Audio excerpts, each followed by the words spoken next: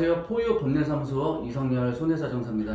오늘은 차대차 사고 중에서 가장 많이 발생하는 교통사고 발생 유형과 과실 비율에 대하여 알려드리겠습니다. 잘 모르시는 분들이 많을 것 같아서 이것부터 먼저 알려드리고 가겠습니다. 교통사고 발생 시 경찰은 조사 과정에서 가해자, 피해자를 구분하지만 구체적인 과실 비율을 결정하지는 않습니다. 통상 과실 비율은 보험사 직원들이 한국손해보험협회에서 발간된 과실 도표를 참조하여 정하거나 소송으로 이어지면 법원에서 정해지게 됩니다. 손해보험협회의 과실비율 인정기준은 관련 법령, 판례, 분쟁조정 사례 등의 기초에 만들어진 기준으로 금일은 가장 빈번하게 발생하는 교통사고 유형에서 과실비율 인정기준이 어떠한 정함을 두고 있는지를 살펴보겠습니다. 자, 첫 번째 사고 유형 중 가장 많은 끼어들기 사고입니다. 운전하시는 분들을 지나다니시다 보면 도로에서 사고를 많이 목격하시게 되는데 대부분 끼어들다가 사고가 발생한 것입니다. 그림을 보면 도로를 선행하여 진행하다가 차로를 변경하는 B 차량과 동일 방향에서 후행하여 직진하는 A 차량이 충돌한 사고입니다. 차로를 변경하려는 선행 차량은 변경하려는 곳의 후행 차량과 충분한 거리를 확보해야 하며 후행 차량의 위험을 초래하지 않도록 차량의 조향장치와 제동장치를 정확히 조작해야 하므로 선행 차로 변경 차량의 과실이 더 크나 후행 차량도 운전 시 항상 전방 주시를 하여 선행 차량의 차로 변경 시 감속 또는 제동 등을 통해 사고가 발생하지 않도록 할 주의 의무가 있으므로 이 사고의 기본 과실은 A 차량 3, B 차량 7로 정하게 됩니다. 자, 다음으로 두 번째 유형입니다. 정체 후 출발 시 사고인데 이런 사고는 승객을 하차시키고 출발하는 택시나 잠깐 사러 갔다 와서 출발하시는 분들이 의외로 이때 사고가 많이 발생합니다. 그림을 보면 A가 정차에 있어서 B가 우회전을 하기 위해 돌아서 갔는데 A가 갑자기 출발하면서 사고가 발생하게 됩니다. 일반인 분들은 보통 B가 과실이 더 많을 거라고 하시는 분들도 많습니다. 그런데 도로교통법 제21조 제4항에 따라 정차 후 출발하는 A 차량은 우회전 또는 직진을 위해 추월을 시도하는 B 차량의 앞지르기를 방해하여서는 아니 될 주의 의무가 있습니다. 그래서 기본 과실은 A 차량이 8, B 차량이 2가 됩니다. 자, 세 번째로 정체차로에서 진로 변경 사고입니다. 출퇴근 시간이나 명절에 이렇게 운전하시는 분들이 정말 많습니다. 이거 되도록 시간이 늦더라도 이런 행동은 하지 않는 게 좋습니다. 설명을 들으면 안 하실 것 같긴 한데 그림을 보면 좌회전 차로인 1차로에서 대기 중인 A 차량이 직진 차로인 2차로로 진로를 변경하다가 2차로에서 직진하는 B 차량의 측면을 충돌한 사고입니다. A 차량은 도로교통법 제19조 제3항에서 정한 진로 변경 방법을 위반하여 사고를 일으킨 점, B 차량으로서는 A 차량이 좌회전 차로에서 대기 중에 갑자기 2차로로 진로 변경을 할 것으로 예측하기는 어려운 점, A 차량의 오른쪽 앞부분으로 B 차량의 왼쪽 옆부분을 충돌한 점을 종합하면 B 차량의 불가항력적인 사고라고 보아 양 차량의 기본 과실을 A 차량 100%, B 차량은 0으로 정하게 됩니다. 자, 네 번째 사고 유형입니다. 주차장 내에서 주행 중 차량과 출차 차량이 사고입니다. 오래된 아파트에 지상 주차장만 있는 경우 혼잡하기 때문에 이런 사고가 상당히 많이 발생하고 마트나 백화점에서도 주말에 차량이 너무 많아 자주 발생하는 사고입니다. 그림을 보면 주차장 내에서 통행로를 직진하는 A 차량과 주차 구역에서 전진하여 통행로로 출차하는 B 차량이 충돌한 사고입니다. 주차 구역에서 출차하는 차량을 충분히 예상할 수 있는 주차장이라는 특성을 감안하기 때문에 기본 과실을 A 차량 3, B 차량 7로 정하게 됩니다. 자, 다섯 번째로 이면도로 사고입니다. 대부분 지하철역이나 번화가, 이면도로가 복잡하기 때문에 사고가 많습니다. 좁은 도로에다가 주정차를 해놓은 차량들과 사람들이 많이 지나다니기 때문에 이면도로를 다니는 차량은 정말 많이 힘듭니다.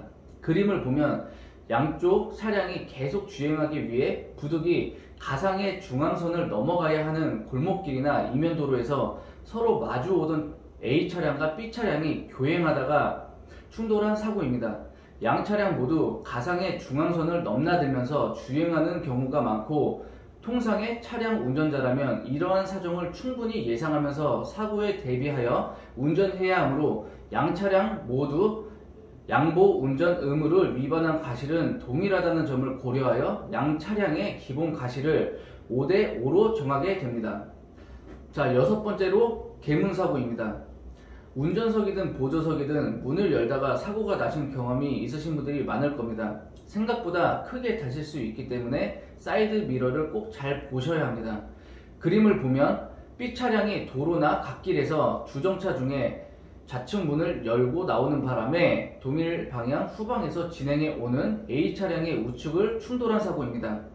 문 열린 차량은 문을 열기 전에 후행 차량의 유무 등 안전을 확인해야 할 주의 의무가 있으므로 문 열린 차량이 B 차량의 과실이 매우 중하다 할 것이지만 후행 차량도 도로 가장자리에 주정차한 차량에서 운전자나 탑승객이 내리기 위해 문 열릴 가능성을 염두에 두고 전방 주시를 철저히 하면서 서행할 의무가 있다는 점을 감안하여 양 차량의 기본 과실을 A 차량 2, B 차량 8로 정하게 됩니다. 다음으로 일곱 번째, 차량이 많은 도심에서 발생하는 교차로 사고입니다. 그림을 보면 서울에서는 흔하게 볼 수 있는 장면입니다. A 차량이 먼저 사거리에서 녹색 신호에 진입했지만 차량 정체로 교차로를 미처 빠져나가지 못하였고 신호가 바뀌어서 녹색 신호에 B 차량이 직진해 들어오면서 차량이 충돌해서 사고가 발생했습니다. 두 차량의 과실 비율은 빠져나가지 못한 A 차량이 3, 신호가 바뀐 후 나중에 교차로에 들어온 B 차량이 7입니다. 둘 다 녹색 신호의 교차로에 진입했으니 법적인 잘못은 없습니다. 하지만 나중에 들어온 차량이 교차로를 빠져나가지 못한 차량을 피해 안전 운전할 수 있는 여지가 있었기 때문에 과실이 높습니다. 여덟 번째로 비보호 좌회전 사고입니다. 그림을 보면 녹색 신호에 비보호 좌회전을 하는 A 차량과 맞은편 주행 방향에서 녹색 신호의 교차로에 진입하여 직진 중인 B 차량이 충돌한 사고입니다. A 차량은 진행 신호 시 반대편에서 오는 차량에 방해가 되지 아니하도록 주의하며 좌회전을 할 수 있는 것이므로 기본 과실을 A 차량 8, B 차량 2가 됩니다. 다음으로 아홉 번째, 신호등이 한쪽 차량 방향에만 있는 경우입니다. 그림을 먼저 보겠습니다. 한쪽에만 있는 교차로에 신호기가 없는 도로를 이용하여 직진하는 A 차량과 신호기가 있는 교차 도로를 이용하여 직진하는 B 차량이 충돌한 사고입니다. B 차량이 녹색 신호에 직진하는 경우에는 A 차량에 대하여 통행 우선권이 있으나 A 차량이 진행한 방향에는 신호기가 없으므로 신호 위반의 과실을 묻기는 어렵고 B 차량은 이러한 교차로를 통과함에 있어 전방 좌우를 철저히 살피고 안전 운전을 해야 할 주의 의무가 있으므로 양 차량의 기본 과실을 A 차량 8, B 차량 2로 정하게 됩니다. 신호기가 없는 쪽 과실이 높다고 이해하시면 좋습니다. 자, 마지막으로 직진과 우회전 사고입니다. 그림에서 보듯이 신호등이 없는 동일폭의 교차로에서 우회전하는 A 차량과 A 차량의 진행 방향 왼쪽 도로에서 직진 진입하는 B 차량이 충돌한 사고입니다. 우회전을 하는 경우에는 직진하는 차량이 진로상에 진로를 변경하여 들어가기 때문에 직진보다 주의 의무가 크므로 이를 감안하여 양 차량의 기본 과실을 우회전하는 A 차량이 6, 직진 중이었던 B 차량이 4가 됩니다. 신호등이 있는 상황에서는 기본 과실 비율이 다르다는 것도 알고 계셔야 합니다. 금일은 이렇게 대표적인 유형의 교통사고에 대하여 기본 과실 비율을 알아보는 시간이었는데 참고로 알아두시면 도움이 되실 겁니다. 다음에도 알아두면 좋은 정보를 요약해서 알려드리도록 하겠습니다. 구독과 좋아요는 콘텐츠 제작에 힘이 됩니다. 감사합니다.